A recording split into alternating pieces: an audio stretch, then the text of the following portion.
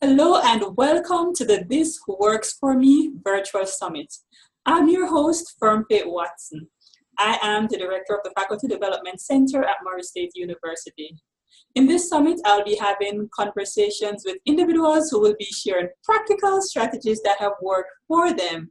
And we hope that you will find many of these strategies useful to help you succeed in higher education and beyond. With me today is Denise Malloy. Denise, I am delighted to have you. Hi, I am so happy to be with you today.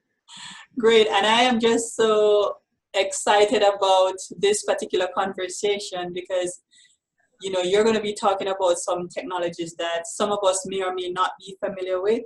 But before you do so, could you tell us a little bit about yourself, who you are, where you're from, and what you do? Yes, I'm Denise Malloy. I teach at Southwest Tennessee Community College in Memphis, Tennessee. And my area that I teach in is sociology.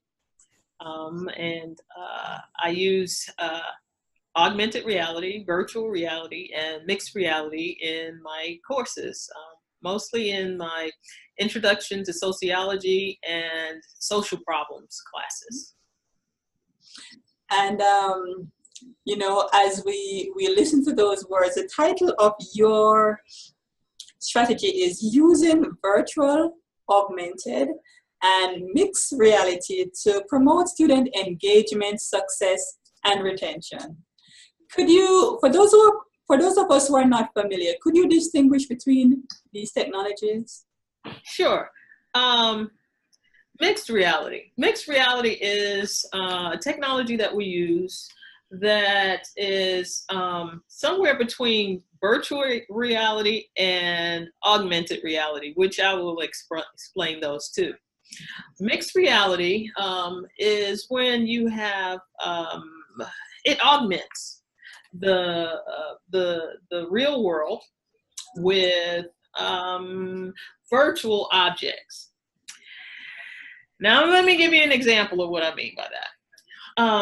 It's when you have objects that look like they are being placed within your world that are really not there. Oh. Okay. I think on a YouTube video, they show an example of someone trying to fix some plumbing in their home, and so they have someone on another end on their headsets. On their headset, they're asking them what to do, and so they're telling them what pipes to tighten and things of that nature.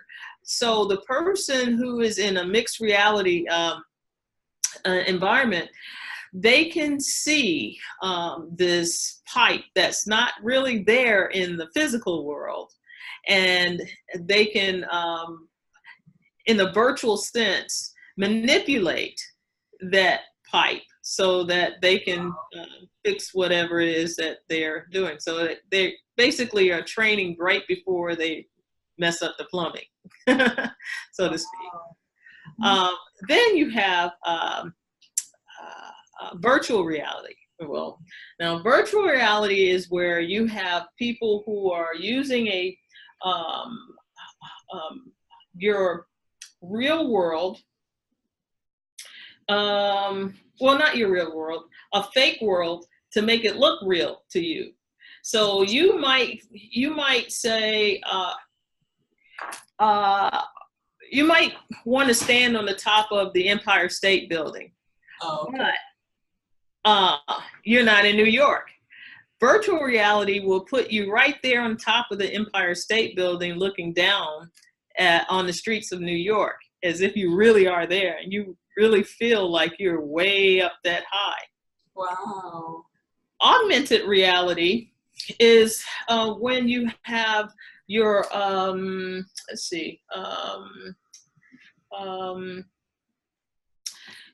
it's going to have your physical environment and your being overlaid or being connected with your a computer generated image. So the best way to explain that is to say you're sitting at your desk and you want to see the Empire State Building. Well, if you have an app, or if you have some kind of augmented reality trigger, you can have the Empire State Building pop up out of your desk. Oh. So augments your reality, your real world, to accommodate something that's computer generated right before you. Wow. And you have been using these technologies, and help us understand what impressed you to start using these technologies, and how have these technologies worked for you? Okay, in sociology, we teach that the best way to understand someone else's reality is to try to walk in their shoes, so to speak, or to try your best to understand their conditions. What makes people or groups of people behave the way that they behave based on interactions, and what makes institutions function. Well, sometimes concepts are difficult to understand, but when you put people in situations, they can understand the situation more, and then the concept becomes less abstract and becomes more concrete. So I use these technologies, these realities, to try to get my students to understand concepts and make them real for them. And those things that they see around them every day become more meaningful.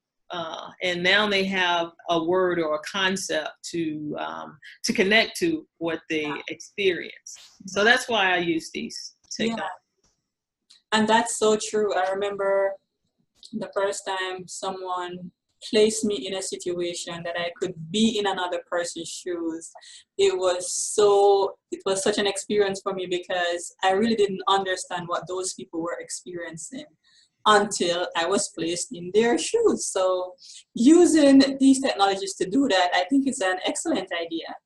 So could you help us understand some scenarios or cases when either of these technologies would be appropriate to use?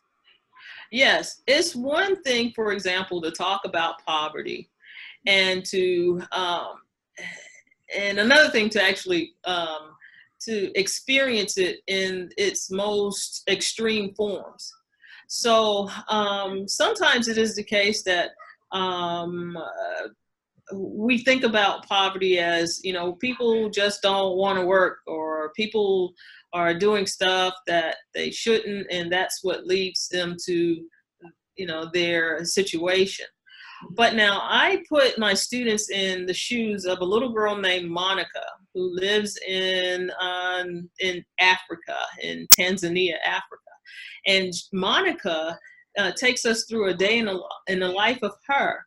And what this video does is it immerses my students in her environment and has them walking right beside her as she's telling her story about the chores she has to do before she can go to school in this hut with these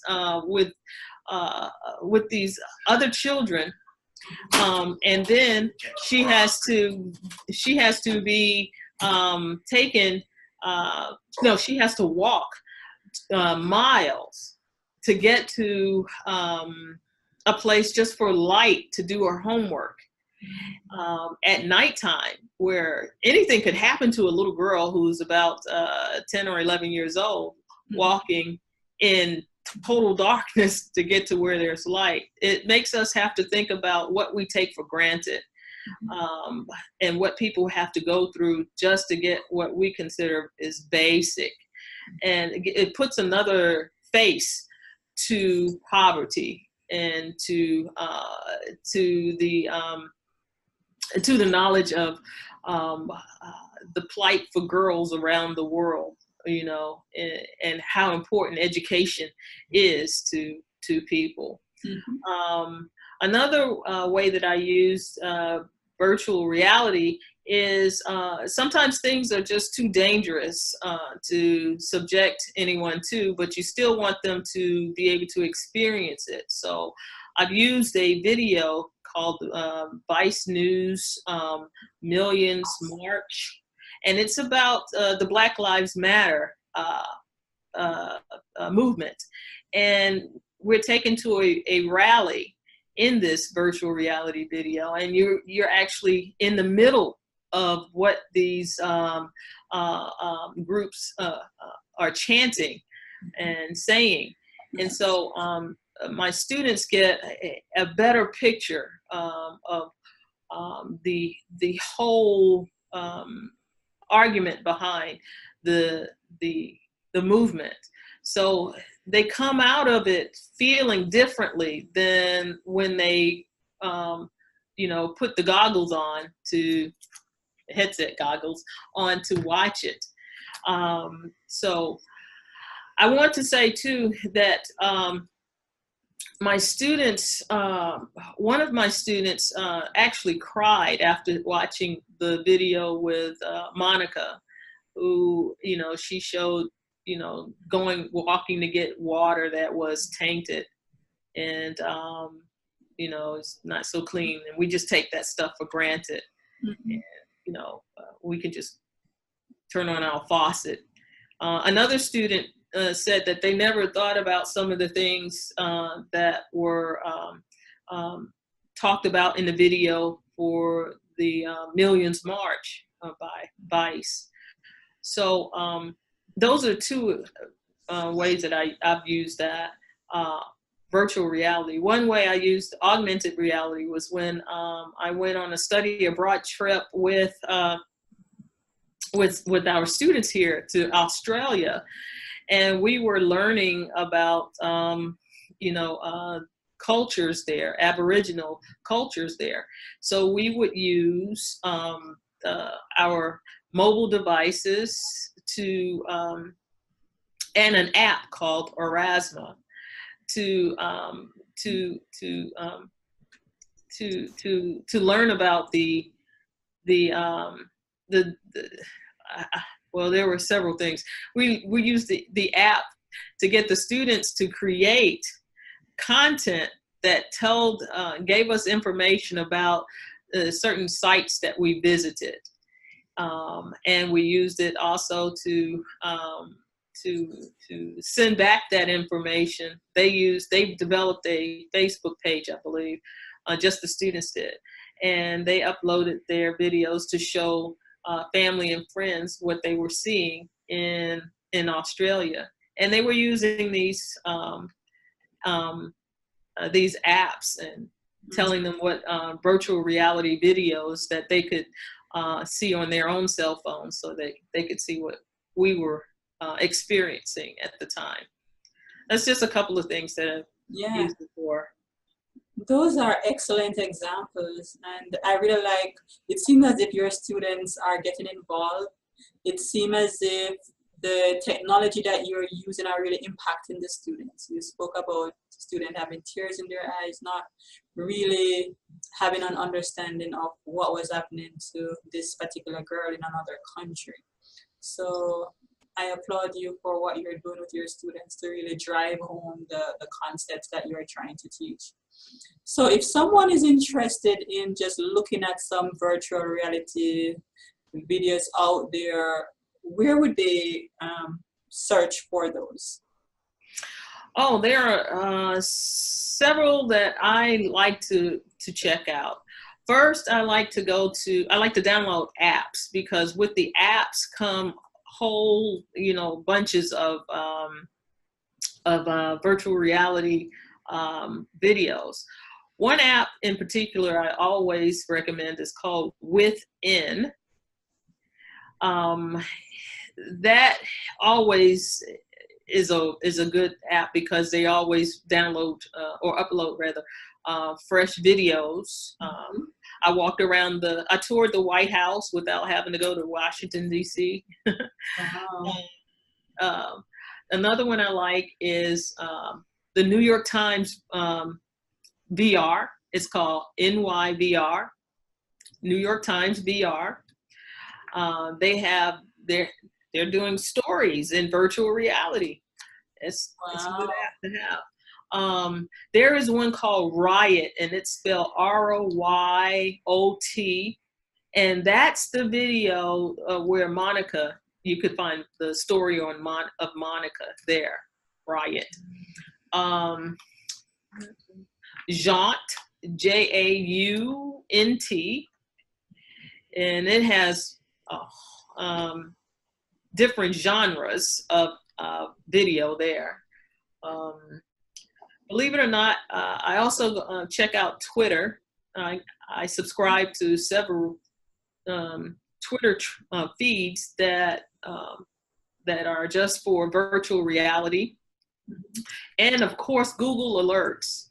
I put an alert out for virtual reality videos, and they come to my email box every day.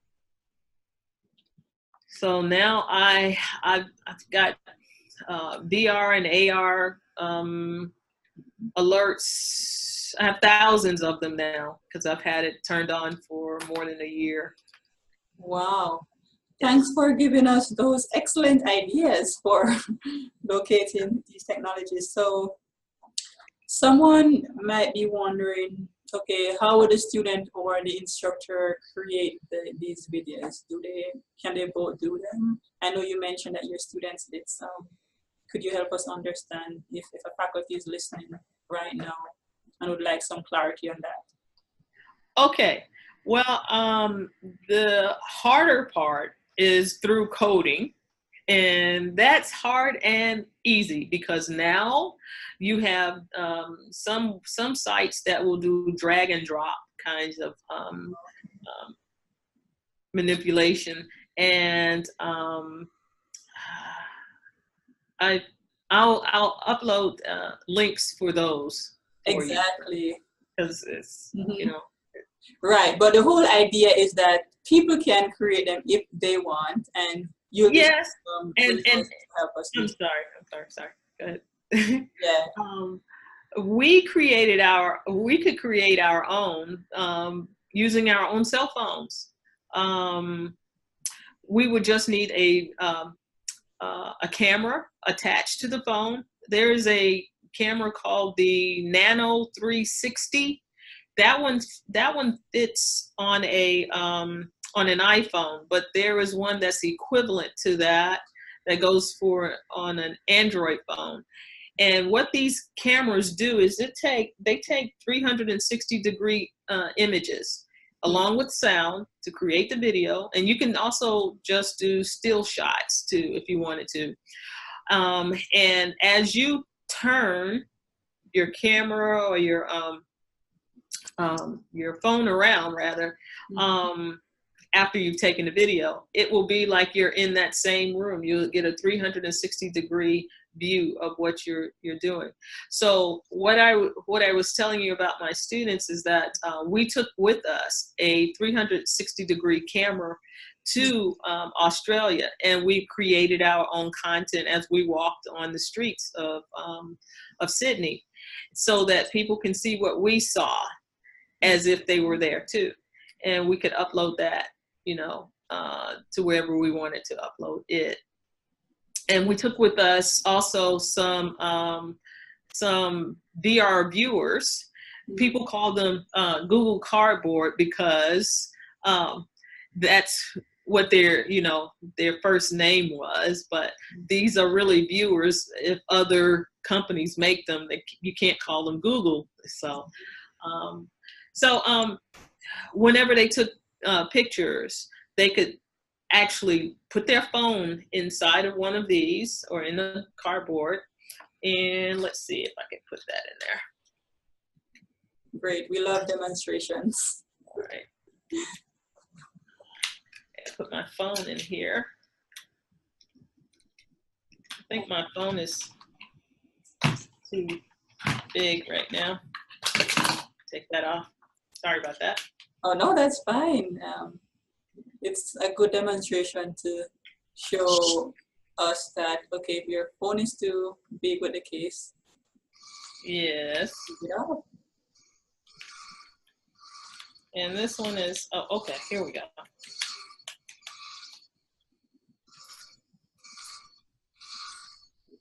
I just wasn't doing it right. Right. But we put our phone in there, and we can see whatever is going on the screen of the phone. Now, some people, I have to let you know that some people, they get kind of nauseous when they're looking at images in the headset, especially. And it's mostly because of the technology of the lenses. And the lenses now are getting better. The companies are creating lenses that give you a wider perspective, and so you won't feel so nauseous. Oh, okay. Or, you know, like you're about to fall off the chair or something like that. But they're getting better. They're getting better. So it's not for everyone, you know, in that sense. But for those who can tolerate it, or it never bothers them anyway, it is a good, it's pretty good at getting the point across to people for different things. Yeah. And these are cheap. You can buy these on Amazon for about $10 each, and it's I am cardboard. It's a 360. I think they call it a pocket, 360 pocket. And so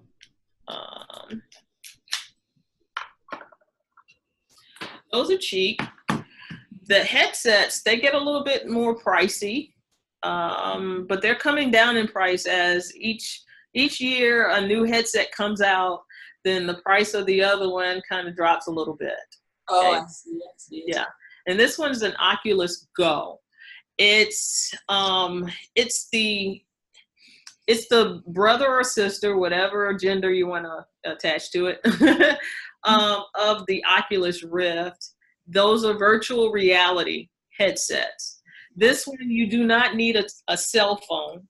In some headsets, you need a cell phone. For this one, the Oculus Go needs no cell phone whatsoever. You just, you know, press the play button and choose a video that you want to see, and you can watch that. And of course, you can download the different apps that will show you the videos for that. Wow.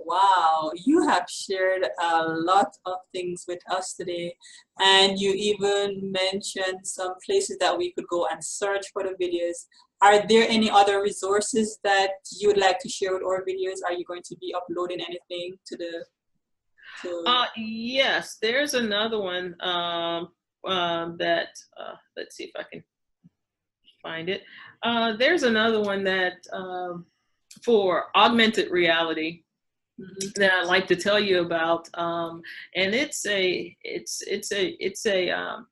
app that you use on an augmented reality T-shirt.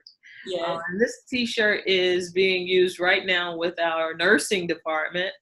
And our nursing department is using it as they bring high school students over to introduce them to biology, of course, their program, their nursing program, biology and physiology, and to teach their current students too. And I would like to share with you how this works. You purchase the T-shirt, or you get a picture of it somewhere online. This works because of coding. It's a T-shirt that looks, the app looks for the trigger, which is the T-shirt. And because of the coding, whenever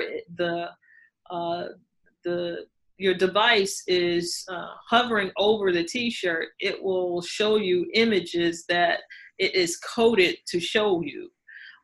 And so imagine if your textbooks if all your textbooks are written in some kind of code like that, how that would be so engaging, you know, to see history actually at play. Let's see this kind of, oh, it's up now. Tell me if you can see that. Yes, yes, I can see it. Okay. And so this is on my cell phone, and I could use it on my iPad or any other Android pad. This app actually teaches you about, you know, let's see, your anatomy. And if I tap on it, it will show me different things, except for that ad. Well, it'll show me different like systems of the body. I can't get it to show right now. Oh, just showed me something about the intestine there. Okay. Well, I can't show it to you right now, but I don't want to take up too much of your time. But you'll be sharing a couple of websites and different examples that our viewers can see, right? That's right. I will. Saying all of that to say that you can use this in any discipline. It depends on what you want your students to learn or to see. You can use it in history. You can take people back to the Civil War. You can actually use this, not augmented, but virtual reality and mixed reality to show students things back in, let's say, the Colosseum in Rome. I took a colleague back to 1968 to the sanitation strike, and in virtual reality we had it with him holding the hand sensors, and he experienced it as a sanitation worker. You could see the hands of the person who's talking. Wow.